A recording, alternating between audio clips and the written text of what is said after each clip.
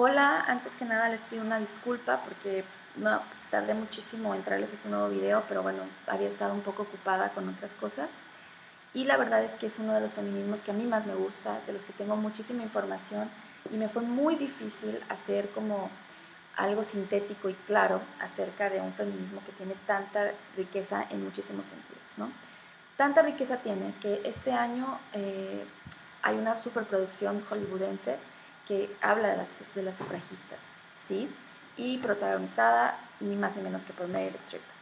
Aparte también existe un cómic, ¿sí?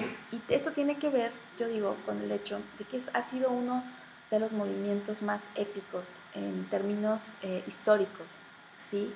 No solo por el desgaste de las mujeres que abanderaron esta causa, ¿sí? Porque hubo incluso una mujer que murió, Emily Davidson, quien se mete a una carrera en una carrera de caballos, ¿sí? De la carrera del rey de Jorge V, y bueno, ella se mete con una pancarta y bueno, es arrollada por un caballo y muere días después y es ridiculizada, ¿no? En la prensa. Bueno, que eso es algo histórico. Las feministas siempre son ridiculizadas en cualquier medio.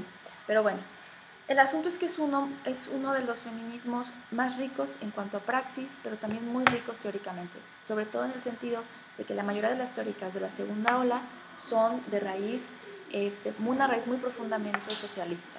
Está Flora Tristán, está Alexandra Kollontai, está Emma Goldman, ¿no? En Estados Unidos, una anarquista, creo que también era feminista, sobre todo cuando tú las lees y ves las reivindicaciones que hacían.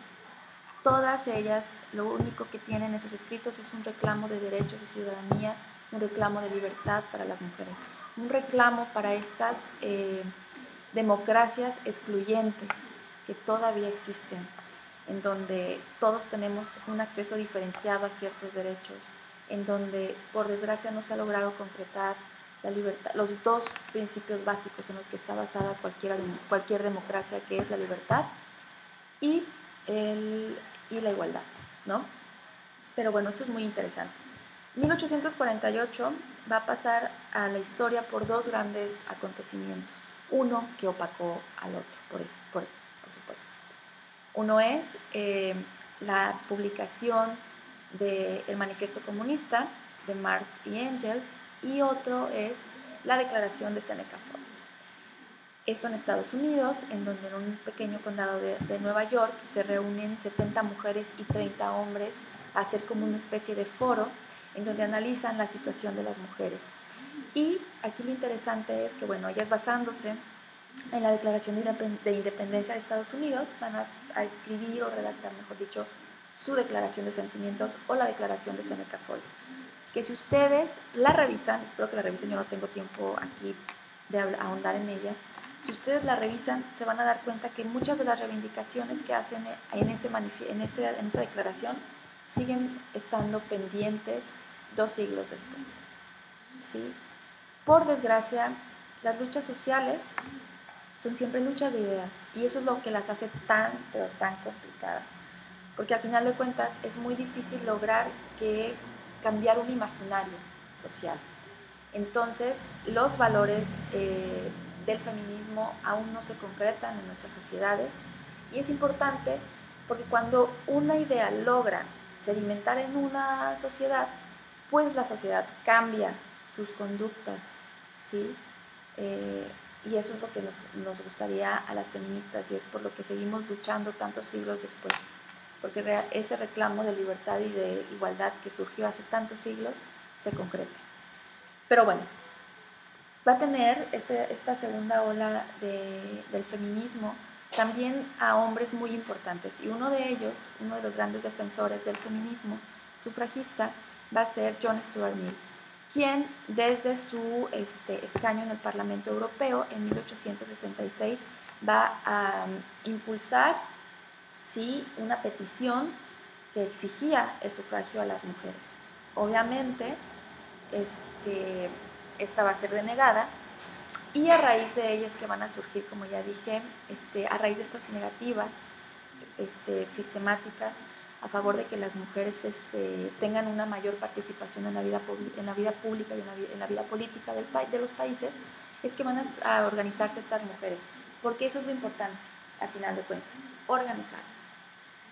Y es interesante porque la esposa de John Stuart Mill, Harriet Taylor, decía que la emancipación de las mujeres no iba a ser posible hasta que más hombres abanderaran esa causa, ¿no?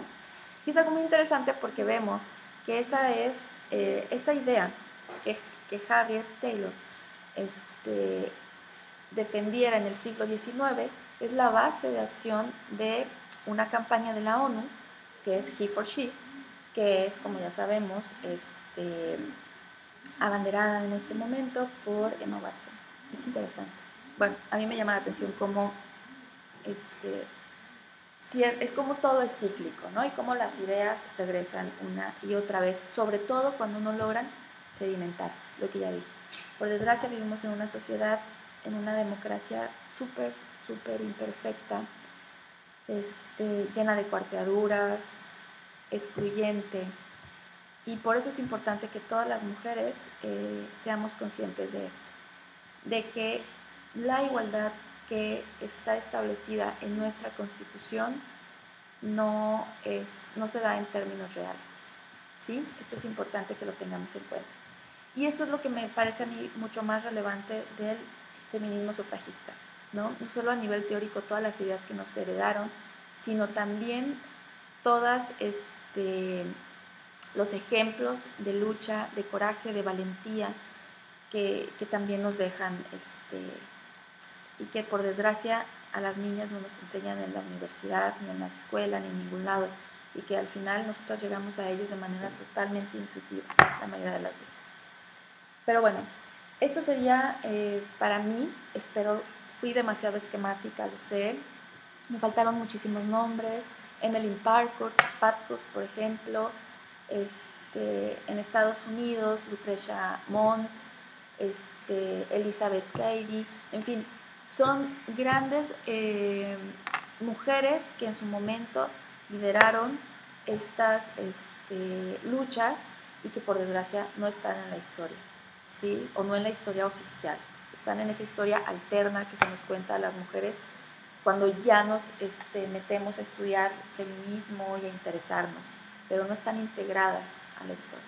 Pero bueno, eso sería por mi parte todo. Les agradezco muchísimo que me hayan escuchado. Por favor, yo sé que les dejé muchísimas dudas, tal vez no fui clara en algunos conceptos, pero me gustaría que ustedes fueran a internet, revisaran, hay infinidad de documentos, hay infinidad de conferencias y no hay excusa para que ustedes no sepan más de esto.